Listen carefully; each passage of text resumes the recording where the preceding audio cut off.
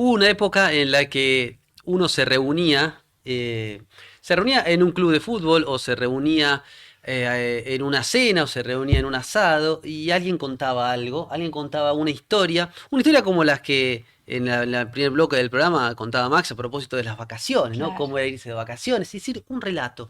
Y ese relato nos instalaba en el mundo, nos colocaba con una cierta disposición a habitar el mundo. Ese relato tenía que ver con la experiencia. Y todavía creíamos en alguna época que la experiencia se podía transmitir. Se escribió mucho acerca de esto y hay grandes frases a propósito de si puede transmitir una experiencia o no. Pero todavía se creía en el poder de la palabra. Vivimos una época en la que la palabra está en crisis y lo que está en crisis es el relato.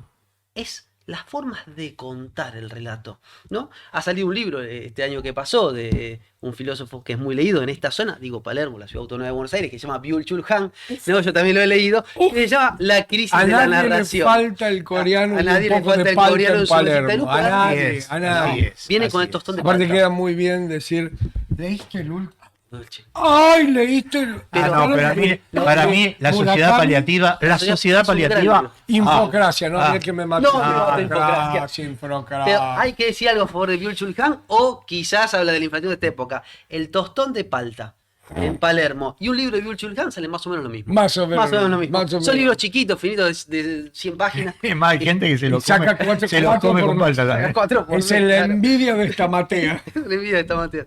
Pero trabaja una idea que no está mal, que es la idea de la crisis de la narración. Y la narración está en crisis porque, entre otras cosas, está en crisis la experiencia, está en crisis el carácter comunicativo de la experiencia, porque vivimos una época precisamente de informaciones y las informaciones se adicionan, se van sumando. El relato articula el pasado e intenta proyectar algo hacia el futuro.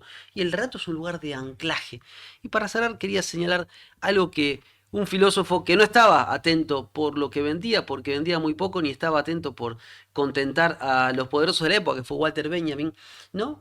Dijo alguna vez en esas maravillosas tesis de filosofía de la historia que ni el enemigo ni los muertos estarán a salvo cuando el enemigo venza. Y en los últimos años ese enemigo no ha dejado de vencer. Y ese enemigo no es simplemente el mercado, es desde luego el mercado, pero también hay algo que decía Leo antes que tiene que ver con lo moral. Y lo moral es parte del discurso y es parte de la ética y es parte de la práctica. Y esa práctica es una práctica que tiene que ver con empezar a recuperar memorias, relatos, para por lo menos construir el presente y poder proyectar ese futuro de esperanza.